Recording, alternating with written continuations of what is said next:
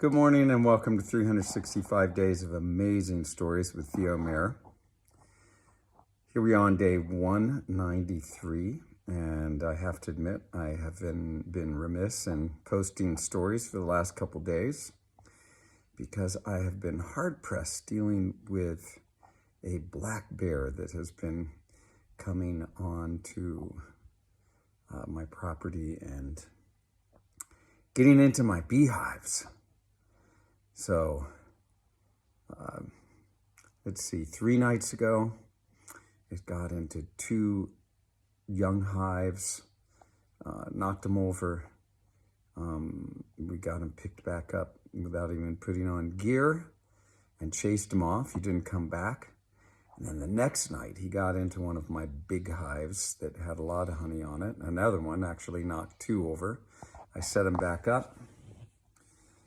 Went to bed. I thought I heard him again, and I just couldn't get up. And he got into one, ate 6 frames of beautiful honey, took off. So then I spent all of yesterday building an electric fence and moving all my hives into an area so that hopefully he won't breach that barrier.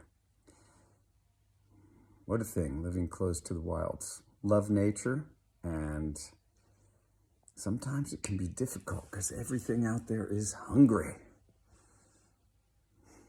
Black bears, they're pretty cool, but my God, they can do a lot of damage in no time at all. All right, that's the short update. I'm continuing stories from 1001 Arabian Nights, and especially the story of the 2 Viziers. Now, you may remember that Nur al-Din died. Badr al-Din, his son, mourned for perhaps longer than at least the king thought was necessary. King went after him. King expected him to come up and show up as vizier, and he would have been made the vizier, but he didn't show up. And so the king got upset and was going to have Badr al-Din imprisoned, all of his possessions, all of his goods taken away. He sends a bunch of men over to get him, and one man who was very devoted to Badr al-Din's father, he rode ahead to keep a bad situation from getting worse. And he warned Badr al-Din, and he said, "You gotta get away right now." Badr al-Din said, "Can I go into the house and get some things?" He said, "No, you need to leave now, leave." So Badr al-Din, he took off just with the clothes he had on, the shoes that he had on, and off he went. He didn't know where he was gonna go at first, but he decided that he would go to the mosque where his father's body had been lain. And so he went and started making his way to the cemetery. And as he was going along, there was a young man, who was a businessman, a merchant, and he happened to be Jewish and was very much into trading goods and had known Badr al-Din's father quite well. Now, Nur al-Din had traded. He'd used some of the money that he had, and he would purchase goods in one place and have them brought back and sold in another. And the Jewish merchant recognized Badr al-Din as Nur al-Din's son.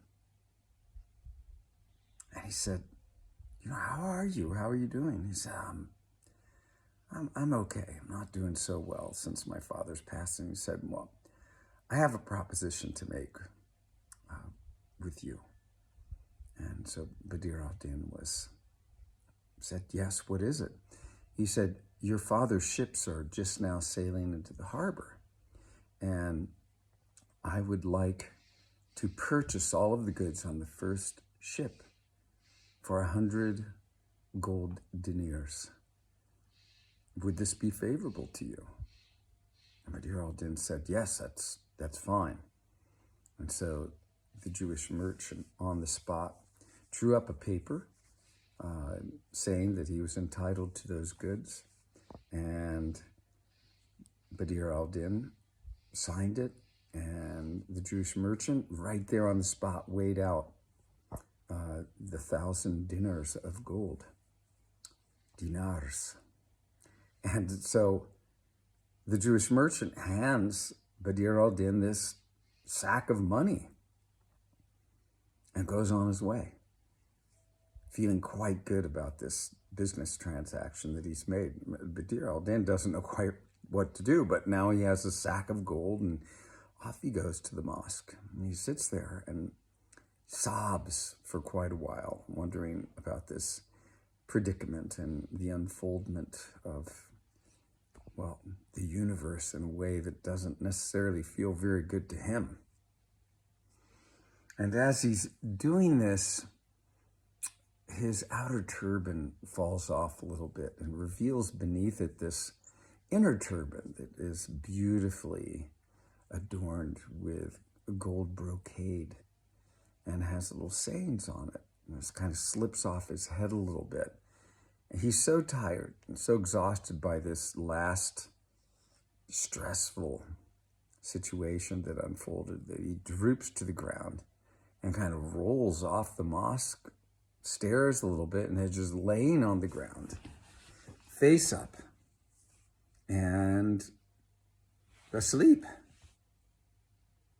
He sleeps right through sunset and into the evening.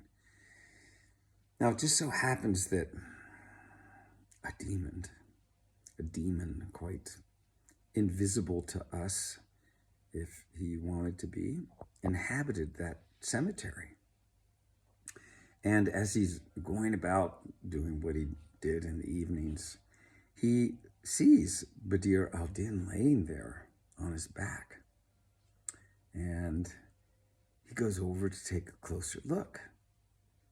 And he is just amazed by Badr al-Din's incredible beauty. And he exclaims that God's creation is so incredible and so wonderful. And maybe we should call this a spirit. And he was a male spirit. And he sees this, and he hovers over Badr al-Din for quite some time, just gazing at his beauty and being amazed by it. And finally, he heads up into the sky, traveling between heaven and earth. And as he does, he encounters a she-spirit or a she-demon. And they pass each other, and he says, "Where are you going?" And she says she's going some place, and he says, "Oh, you must come with me. I've just discovered the most miraculous thing. God be praised." And she says, "Okay." And off they go on, well, I guess a demon's date night down to see Badr al-Din.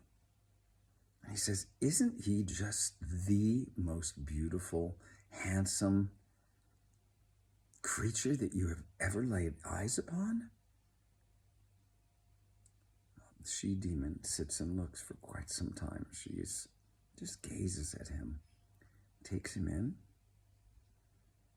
And she says, he is very handsome.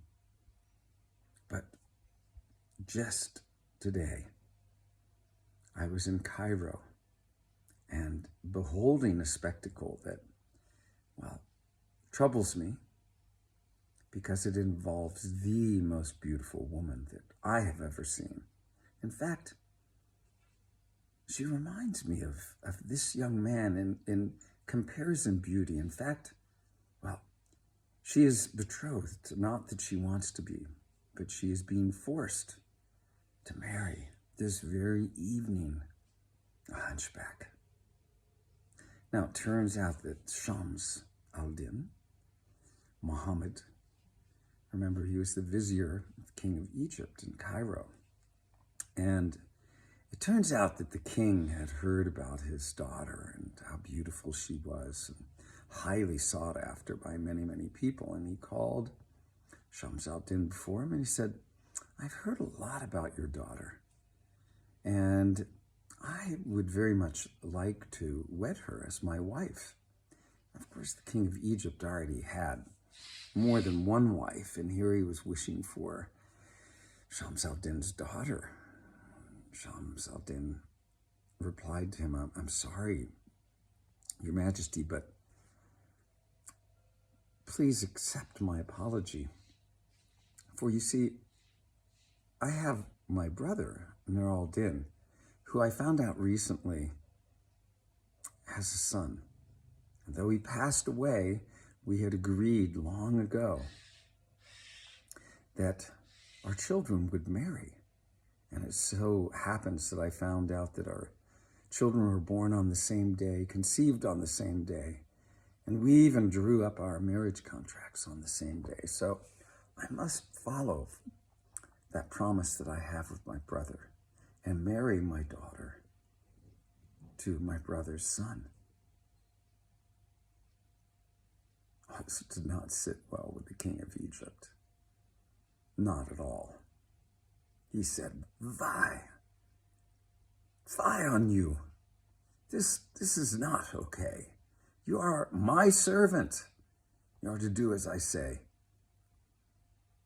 This very night, I'm going to have your daughter married off to the most wretched man, this hunchback that is, well, I take care of him.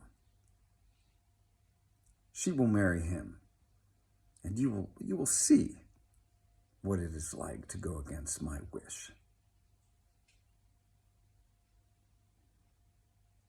Well, Shams al-Din, what could he do?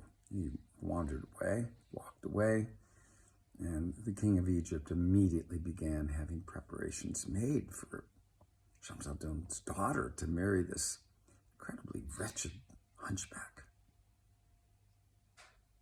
I'll leave the story there. The demons gazing at Badr al-Din and the king of Egypt preparing to marry off Shams al-Din's daughter to a hunchback.